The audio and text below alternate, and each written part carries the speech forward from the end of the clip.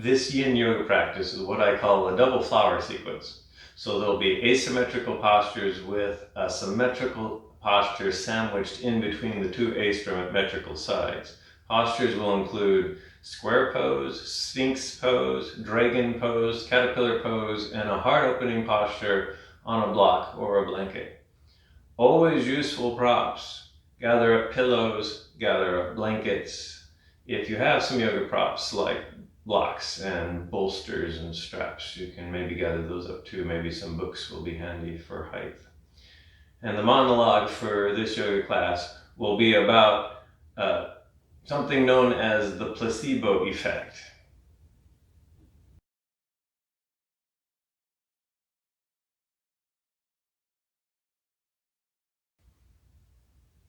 This practice starts with a little bit of breathing and a little bit of a warm-up for the neck. So find a comfortable seat. It can be cross-legged, and if cross-legged is a little bit achy right on the floor, you can build yourself some height. I'm sitting on a blanket, but you can sit up on a cushion or some books. If that's still too uncomfortable, you can sit with legs out in front or sit in another way on the floor that is comfortable, or get a chair and sit in a chair. In other words, this practice should always start out with a comfortable, accessible seat, rather than something that's already like painful and achy and distracting. Because the point to the beginning of a yoga practice is to kind of settle down, allow yourself to release some of the stresses and the tensions of the day, and give yourself permission to be in the present moment. And we do that through a little bit of mindfulness. We can do that through breathing. We can do that through acts of attention and mental focus.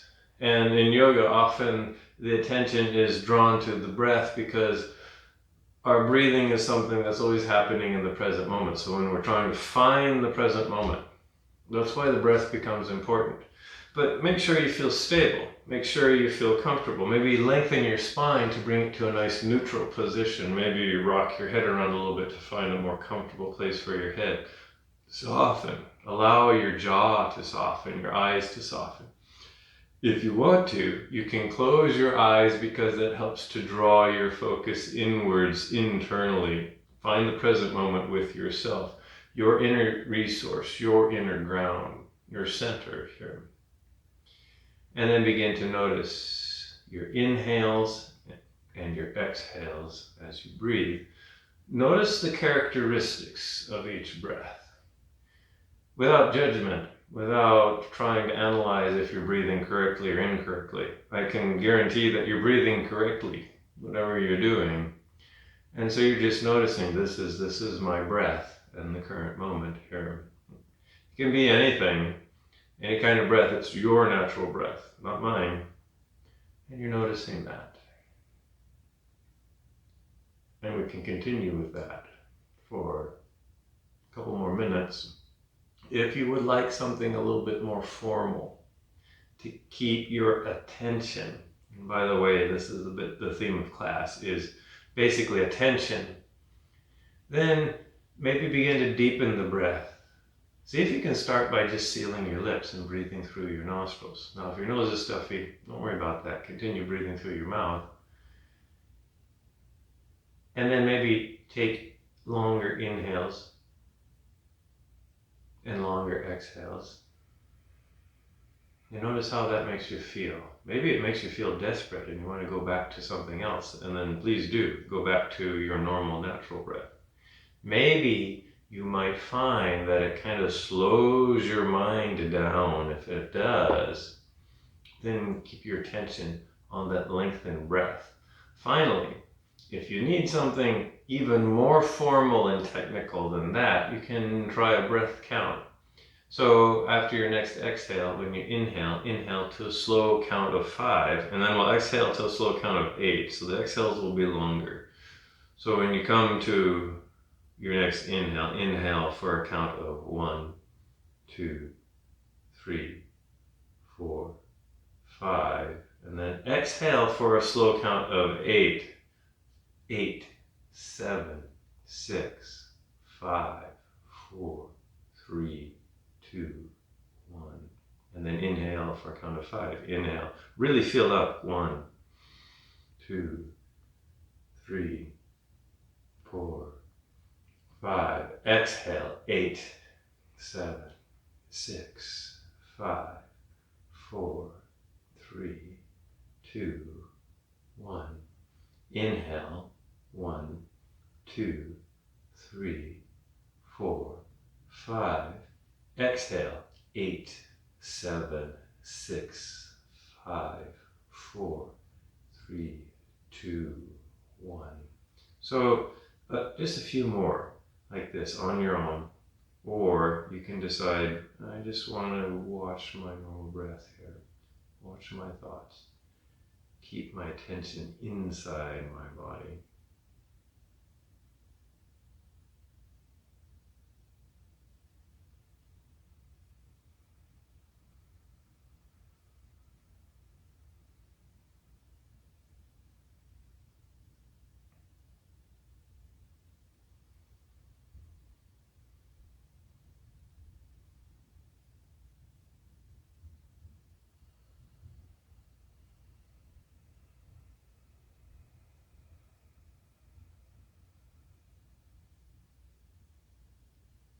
You might want to do one more cycle of this breath, or maybe already bring yourself back to a normal natural breath here, just for a couple more cycles. If your eyes were closed, you can go ahead and gently open your eyes. If you felt like you're slouching in your seat, give yourself permission to grow your spine nice and long again. We'll do a little bit of a network here just to loosen up the neck here. So tuck your chin in slightly and then continue to tuck it all the way down to your sternum. So you're kind of looking forward, but the rest of your torso is nice and long here. So you're looking down at the floor and then you kind of gently begin to roll your head over one shoulder. Pause there, roll it back to your sternum. And then gently and slowly roll your head over to the other side. Don't worry about how deep you're going. Not going into pain, you're just going to a stopping point and then roll it back to center. And then continue this, rolling from one side, nodding forward, rolling the other side. Meanwhile, spine is long and you can maybe match this rolling with your breath. So maybe you exhale as you roll forward, maybe you inhale as you roll to one side, or vice versa. If you think it's okay for your neck, you can maybe make complete neck rolls. So the next time you roll your head over to one side, you can either roll it back or you can keep going.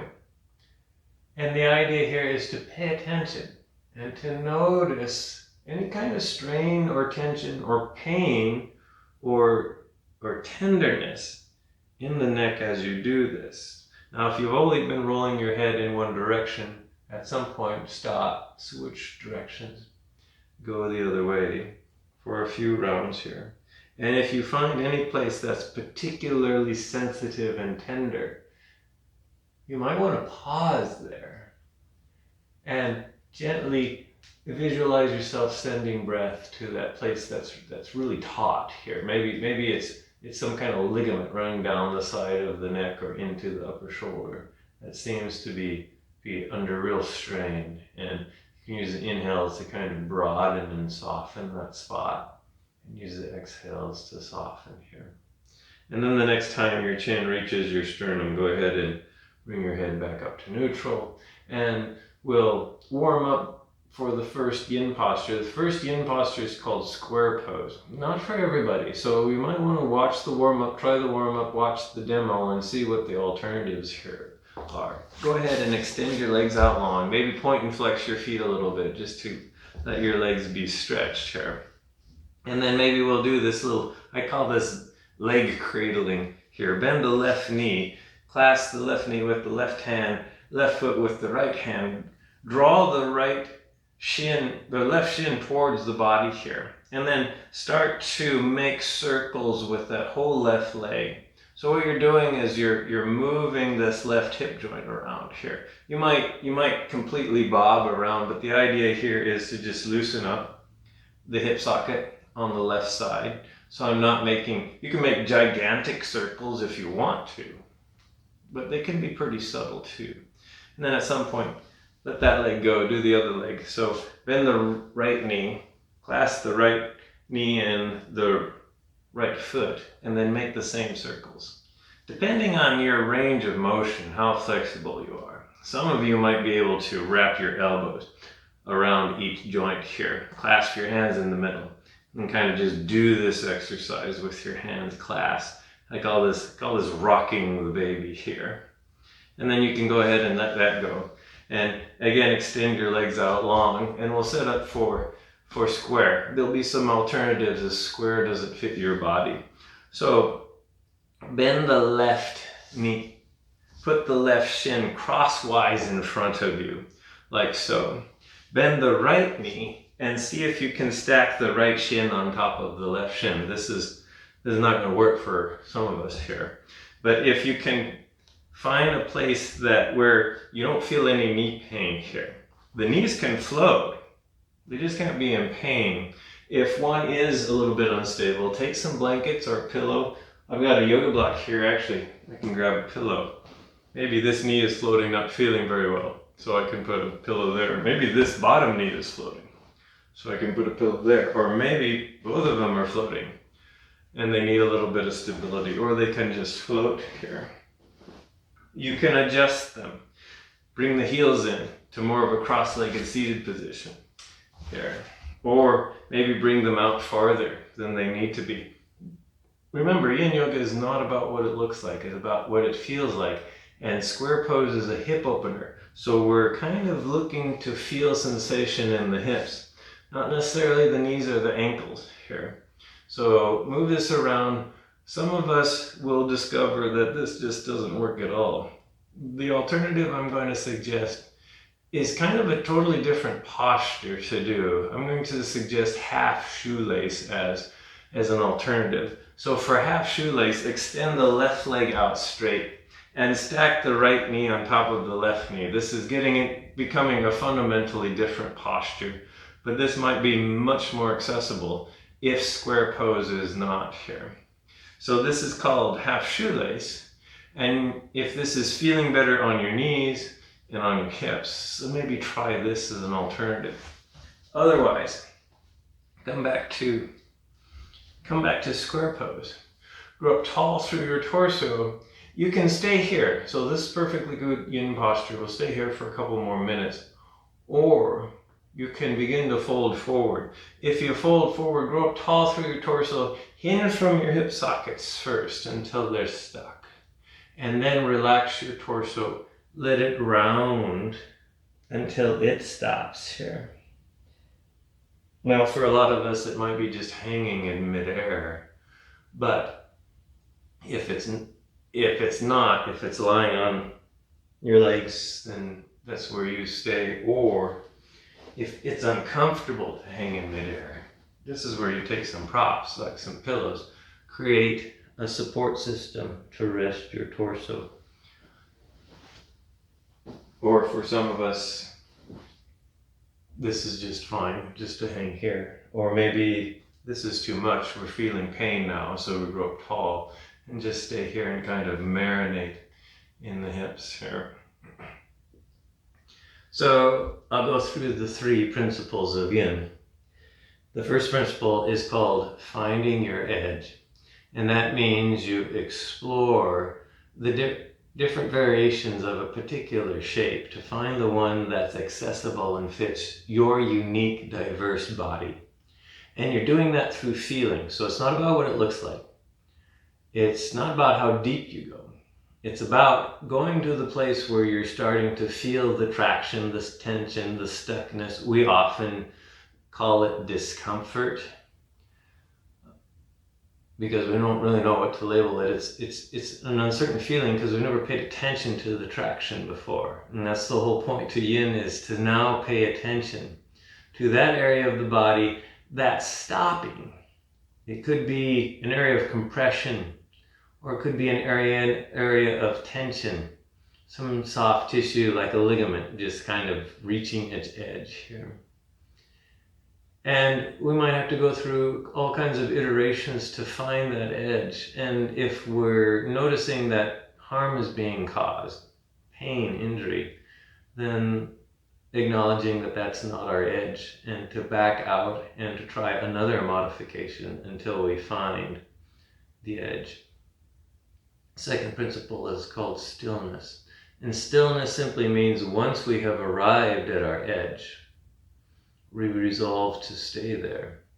This takes patience, this takes fortitude. This is one of the essences of yoga and of yin yoga, is to stay in that place where we're feeling a little bit of something, maybe something that we would like to move away from because it is uncomfortable.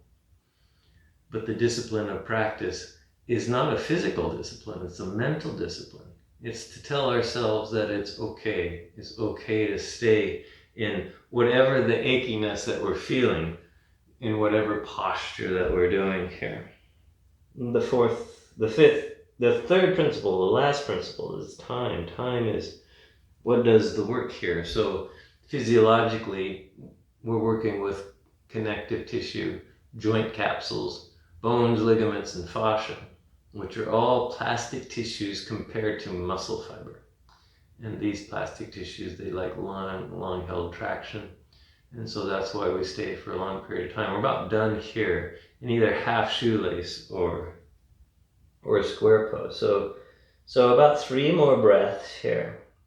See if you can find a better edge. You need to notice your sensations, pay attention to them. If you're not feeling anything, that means you need to go deeper until you reestablish a sense of traction. If you're feeling too much, it means you've been here too long. You can come out, but we're about all ready to come out. So plant your hands, if you folded forward, use your hands and your arms to bring yourself all the way up. Grow up tall through your torso, grow long here. Maybe you have to do some twists to work out the kinks in your torso here. And then you can reach back. Undo your half shoelace or your square pose. Then point and flex your feet a few times. This is the counter pose time. This is the time to just feel the sensations in your being after you come out of a long held yin posture, and just notice how that feels. But their next yin posture is called Sphinx. And this is part of this mini flower sequence. So don't worry, I haven't forgotten about the other side of square. We'll get to it. But first we'll do a symmetrical posture. This is a back bend. And you basically make your way onto your belly. Legs comfortably extended out behind you, so they're just kind of resting on the ground as far or as close together as they need to be. Walk your elbows up underneath your shoulders, shoulder width apart, and if you're trying to figure out where shoulder width apart is, just clasp your elbows. Then rearrange your elbows to try to minimize the amount of muscle engagement in your arms here, so that your upper arm bones are doing the work of holding your torso up here. And then relax the muscle fiber in your torso so that your spine just sags to the ground here. Head position for a Sphinx, whatever is comfortable for you. So you can hold your head up. That's a little bit yawn because you have to activate little micro muscles here to hold your big head up. Or you can let your head hang. That might be too much traction on the neck. That might be painful. So you want to get some kind of prop like a block or some blocks to rest your head on here. My head is feeling fine, just letting it hang. So that's where I'm going to stay here. And then notice the sensations you're feeling. So this is creating light compression in the back of the spine. The lumbar, maybe down even into the sacrum a little bit. We're trying to feel that traction. That's the point to Sphinx here. If you're feeling too much, if it's painful, then you lessen the back bend by moving your elbows forward.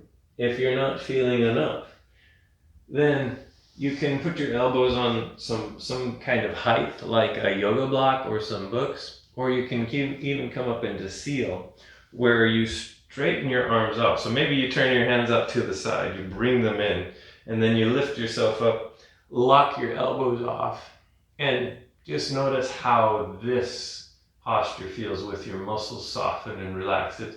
If this is too much, if this is getting painful, then you just simply go back down into a normal Sphinx. And we'll stay here for maybe a couple more minutes or so. So in these symmetrical postures, you can stay here for as long as you want to. You can stay here for anywhere from a minute to 15 minutes here. I call this pose television watching posture. So you throw on your favorite Netflix sitcom and you sit here and you watch it the whole half hour in Sphinx Pose, because it's a nice counter pose to that light forward bend that we do when we sit in a chair here. So connect with your breath. Pay attention to your breath and your sensations here. And if they're not harmful and you're feeling something, then you're at a pretty good edge. And all you have to do now is just stay for some time.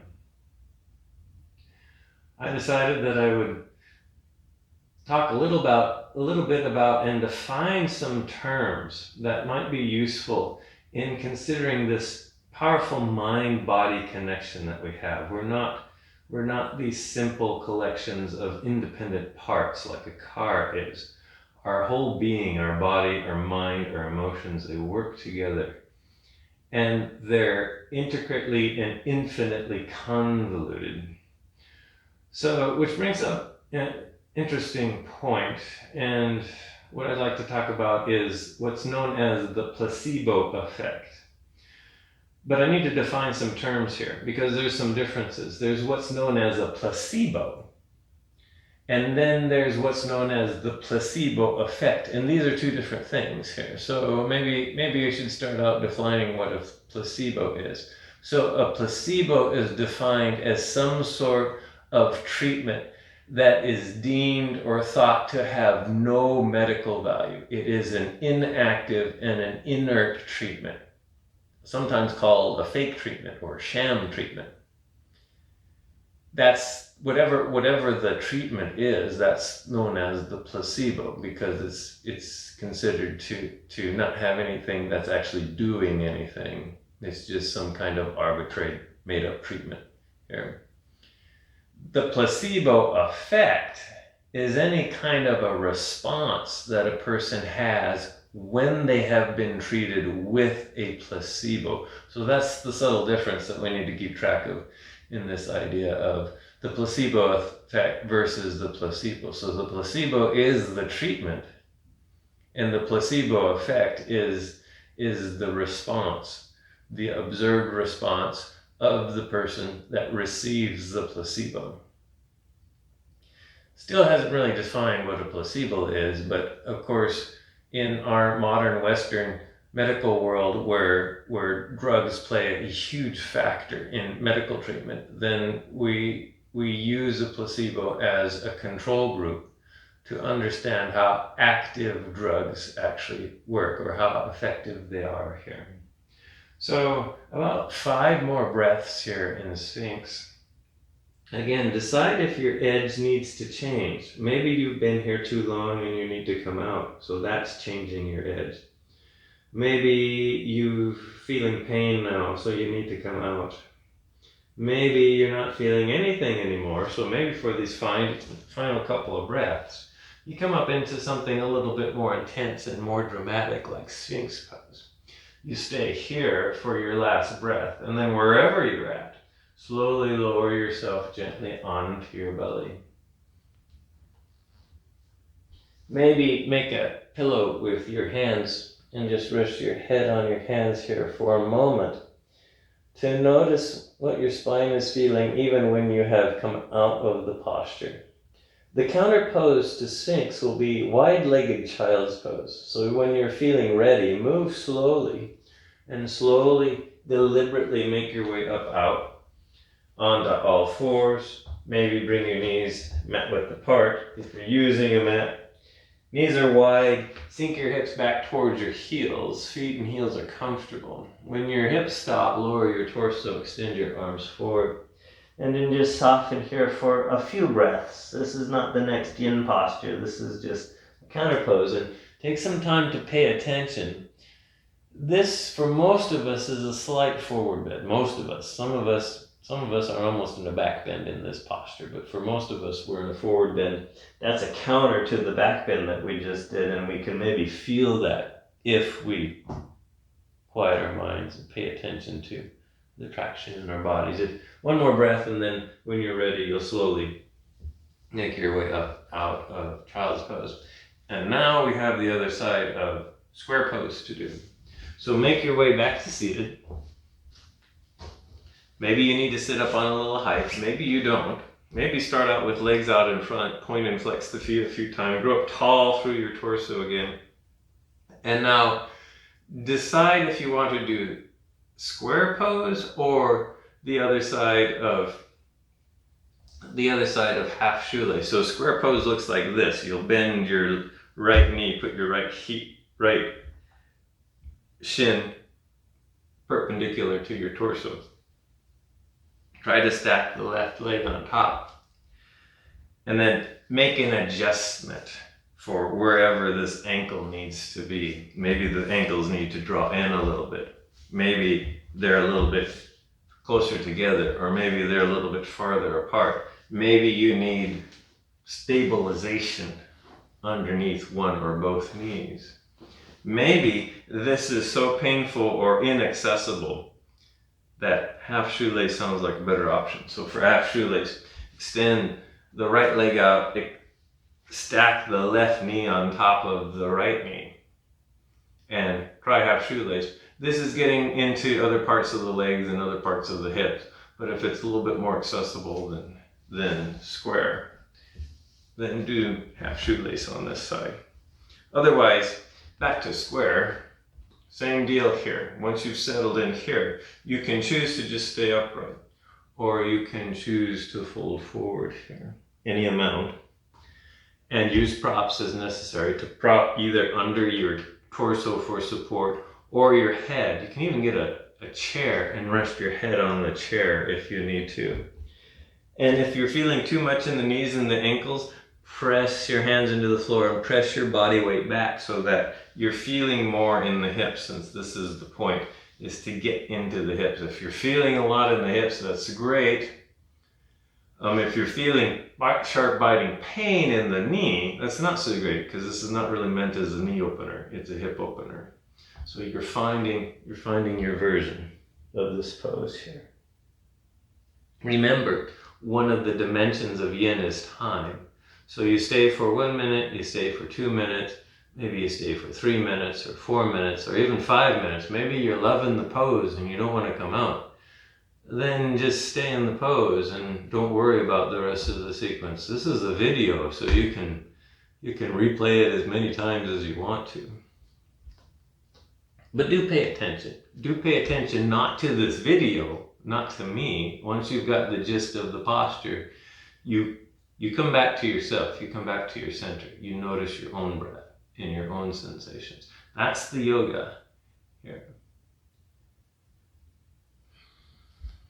And so find your breath. We'll stay here for a couple more minutes or so.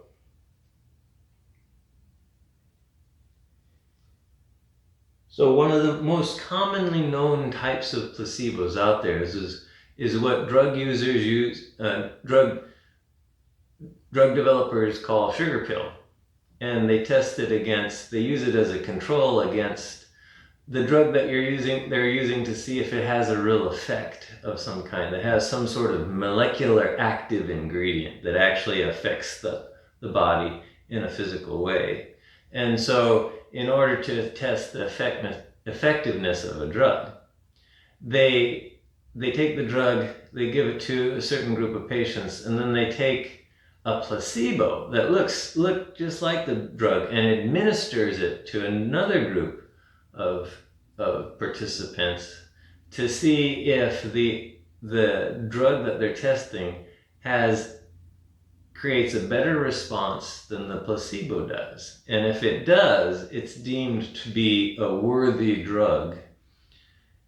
So the placebo is the control. It's the standard, which the other drug is measured against. This is to remove any kind of subtle side effects that might be going on just to the administering of the pill. The interesting thing is, what they're discovering is that just the administering of the sugar pill has a very significant effect on the people who receive it.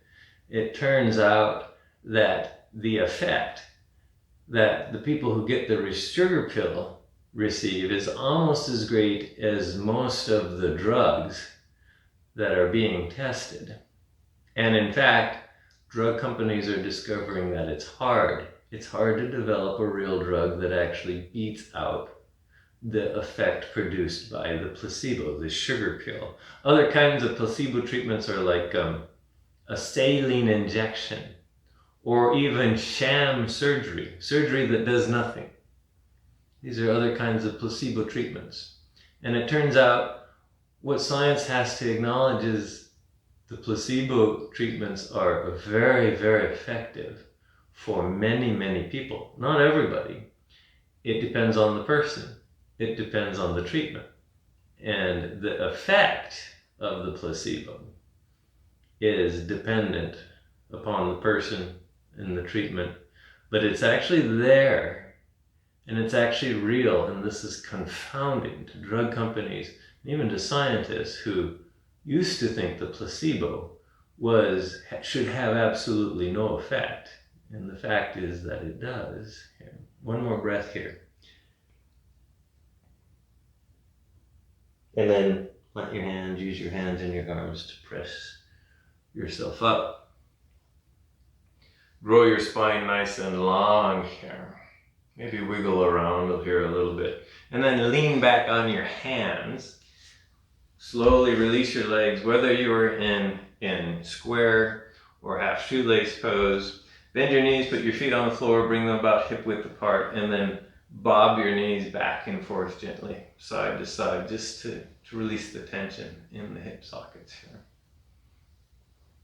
And then from here, we'll move into our next yin posture. Our next yin posture is called dragon pose. So that was the end of one flower. We're beginning the next flower. So dragon with a symmetrical posture, which will be caterpillar. Make your way gently onto hands and knees. Come into table pose. And then bring that left foot up in between your hand, inch the right knee back. So this is the beginning of dragon pose.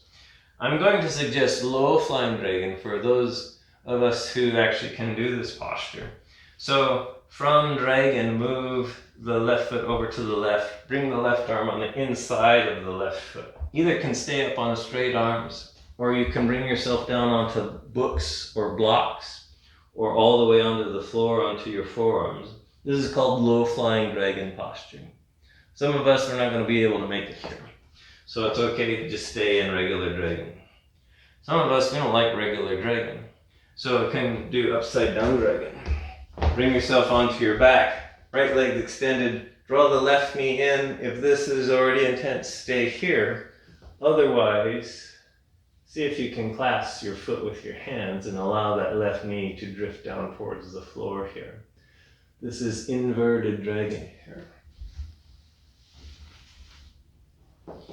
You can put more padding underneath this back knee or that back ankle if that back knee or that back ankle is painful. So a pillow, maybe a bolster, maybe some blankets here.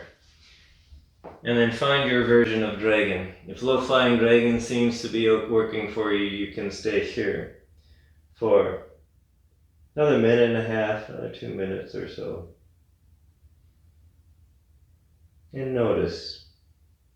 Bring your attention back into your body here.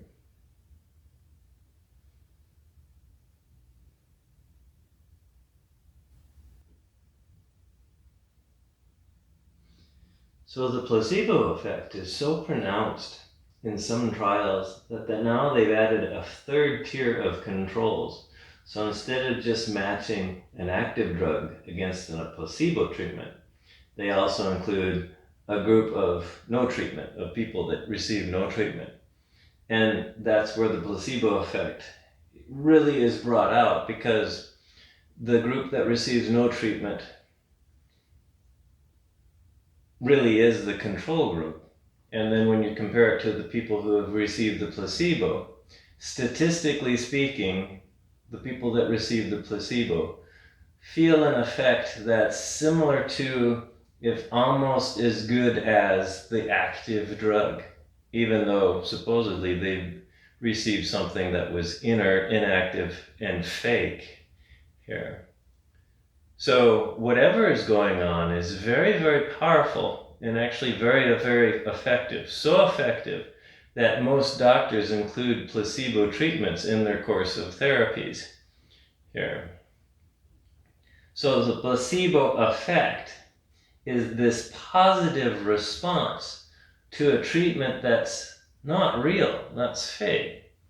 And so you can define the placebo effect as basically the positive effect of someone simply believing that the treatment they are receiving is working, and that somehow stimulates some sort of healing inside their own body, be it mental, emotional, or physical.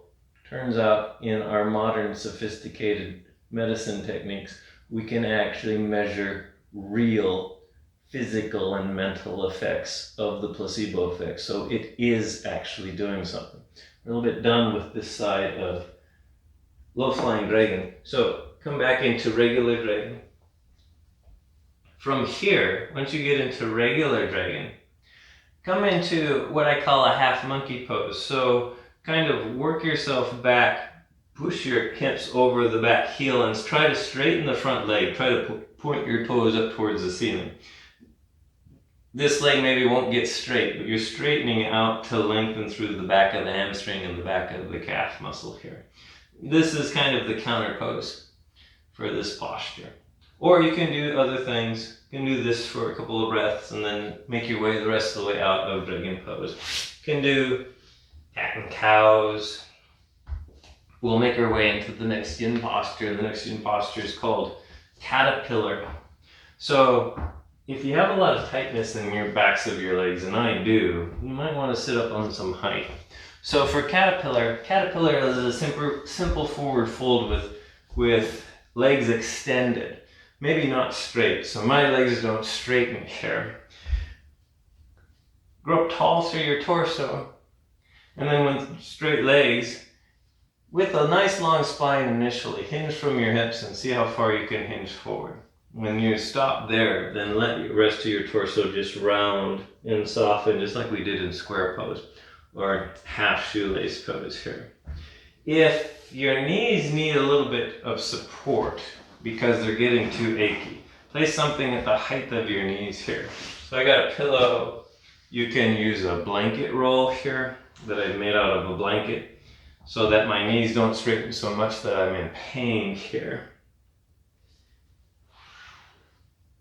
Or maybe you don't need anything here. What I like to do is I like to clasp my hands to keep my legs to go together. Sometimes my legs want to roll out to the side, which is okay. Let them do that. But I really want to get some traction in the back side of my legs. I want the muscles to relax in my legs though. So I'm mechanically using my arms to kind of keep my legs together as I come into caterpillar. And then you just stay here. Now again, you don't go very far in this posture, and you want some support over your torso. Again, other uses of pillows and blankets might be necessary here. And we'll stay here for a couple more minutes here in caterpillar. Or at least I will. You can come out when you need to.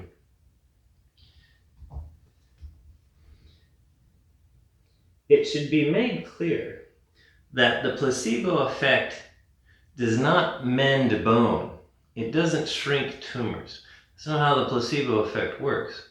But the placebo effect can be very effective with some people in regards to the feeling of pain, of indigestion, of nausea, of insomnia, and of anxiety and depression. All of the kinds of active drugs that affect those things. The placebo effect can be a very strong influence.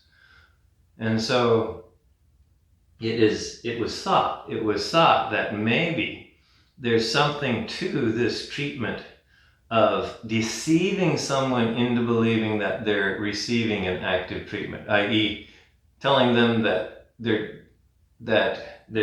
receiving a legitimate active medical treatment when they're actually not, and somehow that mental deception helps them to heal. It activates the brain to do some sort of healing here. Well, the interesting thing is they have done studies to find that a lot of people are still respond positively to a placebo even when they're told it's a placebo. In other words, they're told they're receiving a sugar pill. They told they're receiving just a saline injection, and they still respond positively. They still feel a cessation or a lessening of the pain, the anxiety, the depression that they're feeling. Even though they've been told that they're being given a fake treatment. So there's something else that's going on here. And indeed, it's such an interesting problem that this is studied by researchers even at Harvard Medical School here. So just a couple more breaths here in caterpillar, and then we're coming out. When you're ready to come out of caterpillar, take your time. Bring yourself all the way up, lengthen out through your spine here. And then some inching around here. I like to do a little bit of yang work when I'm coming out of a forward fold. So it can be something like downward facing dog. It can be something like reverse table here. Just to wake up your core muscles. Anything specific. But when you get done doing that, when you get done working out the aches of caterpillar, we still have one more side of dragon to do. So we'll do that now. Clear your mat of props. Come on to hands and knees. And then bring that right foot up in between your hands. Inch the left knee back. Pad the left knee if you need to. Work the right foot over to the right side. Right hand on the inside of the right foot. You can stay here, just in regular dragon, or come into low flying dragon by lowering your torso any amount and then staying here. Or maybe upside down dragon, if this regular dragon and low flying dragon is a little bit too intense here. So adjust this for taste here. And then stay here. So a couple more minutes in this posture. So what researchers are suspecting is the actual effect doesn't have so much to do with a deceptive belief. It has more to do with attention and ritual. What they're finding out is the patient just has to undergo the ritual of treatment and notice and pay attention to the fact that they are being treated. There's no deception involved. All they need to do is they need to know that they're being treated for a certain ailment and pay attention to the treatment and pay attention to that area of their body. This makes a little bit more sense when you think more of the mind-body connection. So once we realize that we have an issue and we decide we want to treat that issue, the mind begins to go to work. You can see this in MRI scans. When a patient receives a placebo treatment, under an MRI, their brain starts to light up. Their brain starts to go to work on this placebo effect. And it does real things. In some cases, the brain actually tells the endocrine system to release molecules. It releases all kinds of goodies like endorphins and dopamine to help out. these are real molecules. This is real processes happening, and they're all being done by the body itself rather than some external active ingredient. This is all part of this very, very complicated effect that a placebo can induce here. So about 3 more breaths here. This is so effective that, by the way, about 97% of doctors in the UK use placebo treatments as part of their normal mode of treatments when treating patients that suffer from conditions like pain and insomnia and anxiety and depression here. 1 more breath here. If you're in low flying dragon, slowly make your way into normal dragon pose, this basic runner's lunge here. Once you get here, slowly make your way out. If you want to do something a little bit yang, you can tuck the back toe, plant your hands, press yourself up into a downward facing dog. And then you can take your dog for a walk. Do anything else that you would like. Maybe some twists, maybe some lateral bends to work out other kinks here. The next yin posture is what I simply call a heart opening on a block. And you can do this with either blocks or books, or if it's a little bit too intense, have a blanket roll handy here. I'll take some of these yoga blocks that I have. Again, you can simulate this with blocks, or you can set up with a blanket roll. I'll show you how to use the blanket roll with the blocks. If you don't have blocks or the blocks are not working for you, I've got these set on the medium setting. Remember, they have different settings that you can do. But this is the medium setting. You'll lay back on one of the block so that you're laying your shoulder blades on top of this block. You're trying to get it into the middle thoracic spine here, the spine with the ribs coming out of it. And then the other blocks is used for support for your head. Now the thing about this block is it can be at different heights. It can be at the high height, it can be at the low height, it can be at the medium setting height. If this block is too high, use the low setting. If it's too low, use the high setting. And then you're just going to stay here. By the way, if this block feels like it's up underneath your neck, move it down more. But it's not really meant to be under your lumbar spine. And then once you get settled, legs relax, arms relax, shoulders relax, and you stay here. We'll stay here for a few minutes. This might be too intense for some people. So if that's the case, substitute the blanket roll. So place the blanket roll where the block was that goes underneath your shoulder blades.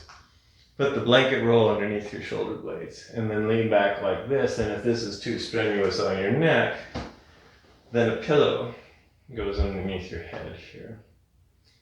And this can be your heart opener. But if the blocks are not harmful, if they're just intense, maybe stick with the blocks here.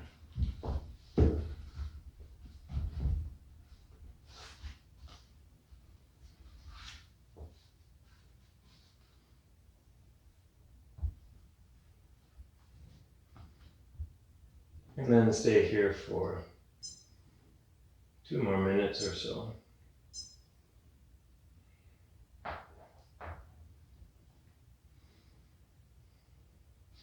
The bottom line about the placebo effect, and this is what real medical researchers are realizing, is that all of these self-care methods that we have at our disposal, a lot of them are working off of the placebo effect. We truly believe they're working. We're paying attention to what we're doing, and that intention and attention actually creates activity in the brain. That activity in the brain actually creates real physical responses in the body to help feel and to help heal that place where we need to send healing, which means all of these mind-body mindfulness practices, be they things like meditation or yoga or exercise in general do have a healing modality to them. Now, it's different from person to person due to human body variation. Some people feel the placebo effect more than others. Some of them don't feel it at all.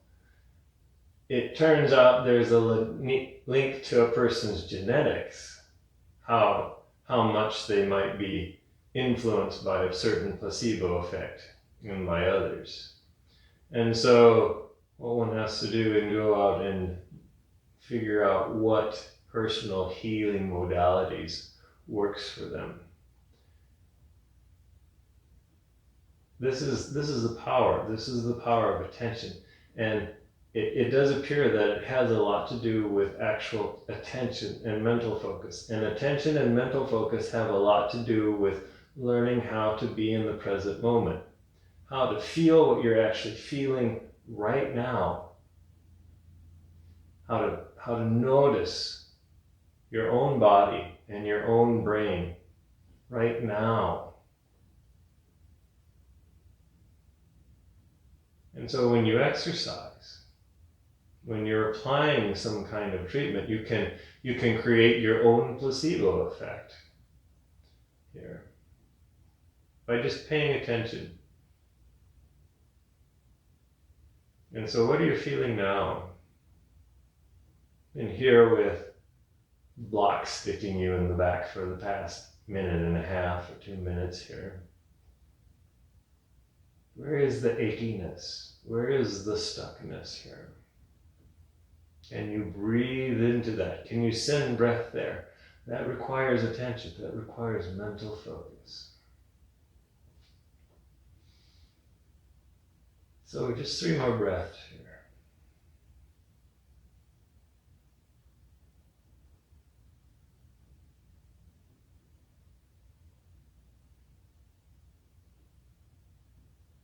When you're ready to come out of this posture, if you've had your head on a block, I would reach back with your hands and arms.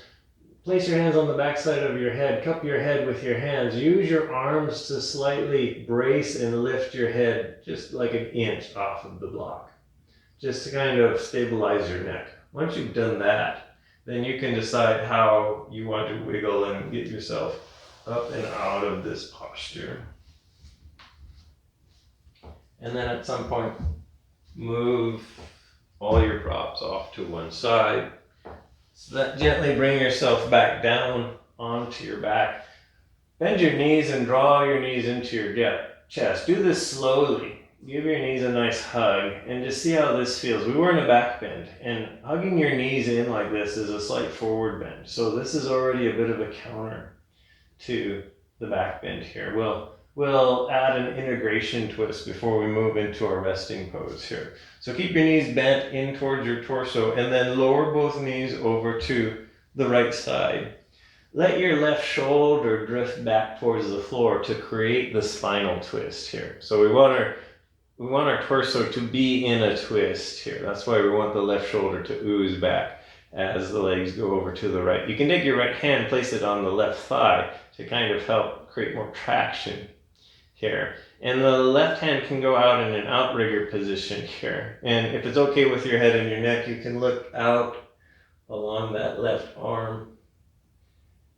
And just take a couple of breaths here. Feel this twist. Can you feel it in your spine? Can you pay attention to it? And then on your next inhale, bring the knees back up, come back to center, and then the twist on the other side. So knees go left. Right shoulder wants to ooze back to the right. Right arm can extend out. And you can just look down that right arm. If that's creating pain in your neck, then just look up towards the ceiling and keep your neck neutral here. One more breath here. And then on your next inhale, lift your knees back up. Give them a nice final hug here. Any other kind of little movements that you'd like to do before you settle down into your final resting posture, do those and then find your resting posture. It can be traditional Shavasana, just lying on your back, arms and legs extended. You want to feel safe and stable, whatever you're doing. So if whatever you're doing doesn't feel stable or comfortable, then you need to do something else for your resting pose. Otherwise, you miss the point to this posture. And this posture is to totally release, relax, and let go. And that's why it needs to be stable. It needs to feel comfortable and safe. So if lying on your back like this doesn't feel that way for you, then maybe just sit. Or if you know of another comfortable restorative posture, then that's what you need to do for these final few minutes. So take some time to fidget and wiggle and find something that feels organically symmetric to your body here. Maybe you have to adjust your head and your neck and your arms and your feet here. The idea is you'll finally find this place of stillness where your mind can be soft, your breath can be soft. Release some tension in your head and in your face, or release your jaw. Relax your tongue, the skin around your lips. Relax the skin around each ear and the muscles around your eyes. You can close your eyes to draw your attention inward. That way you can better focus on what's going on inside your mind, inside the rest of your being here.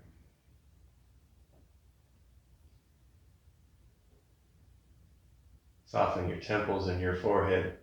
Release the very crown of your head. Soften your brain. Let your thoughts just drift. Give them permission to drift in. Give them permission to drift out. In other words, drop the storyline. No more analysis, no more criticism, no more judgment. Just notice whatever the thoughts are and just say, that's a thought. Have nowhere to go. Have nothing to do. Give yourself permission to postpone being a human doing and grant yourself the permission to be a human being. You're paying attention to simply existing.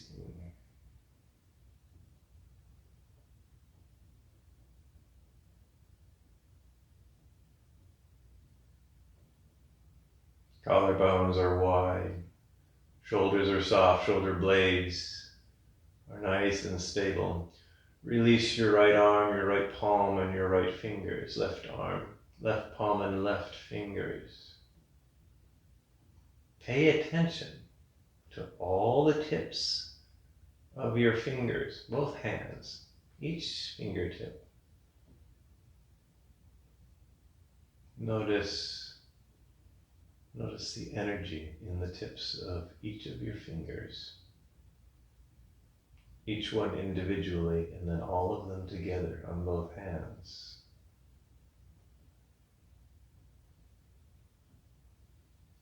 Soften down through your torso. Soften your rib cage. Release down through your abdomen. Continue to soften down through your hips, thighs, knees, shins, calves, ankles, heels, the bottoms and the tops of your feet. Release and relax all of your toes, both feet. See if you can notice a light tingling, a sense of energy. Clear down in the tip of each toe.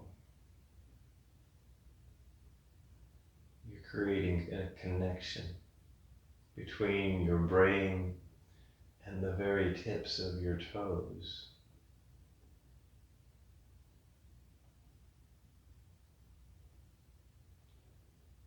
Release, relax, and surrender your body-mind 100%.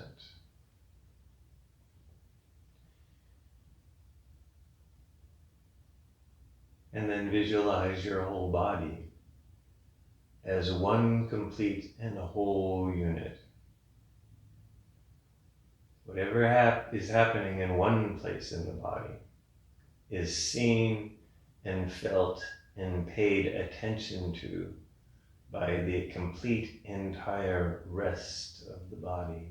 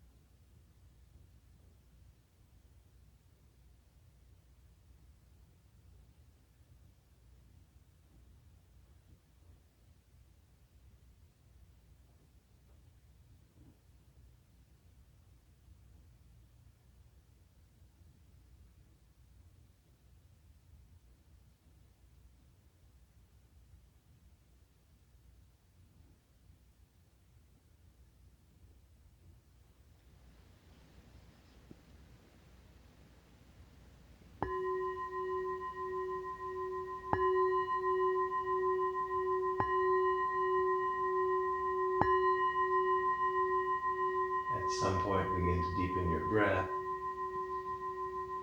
Begin to make little motions with fingers and with toes. Maybe start making little motions with hands, with ankles. You can start making gentle motions with arms and legs. You can maybe extend your arms up overhead. Press your feet towards the wall in front of you. Go long here just for a moment. And then release, gently bend your knees. Roll over onto one side. When you get there, settle here for a couple of breaths. Cultivate a deep sense of gratitude for your practice and your efforts, but also a deep sense of gratitude for you, your unique embodiment in the universe.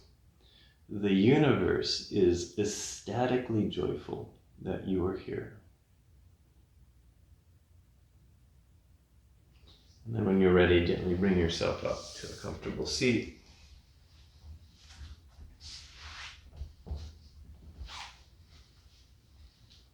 Find that nice neutral spine. Find a nice open torso so that you can breathe. And then bring your hands together at heart center. I'll end this practice with an Om. You can either join in or just listen to my voice.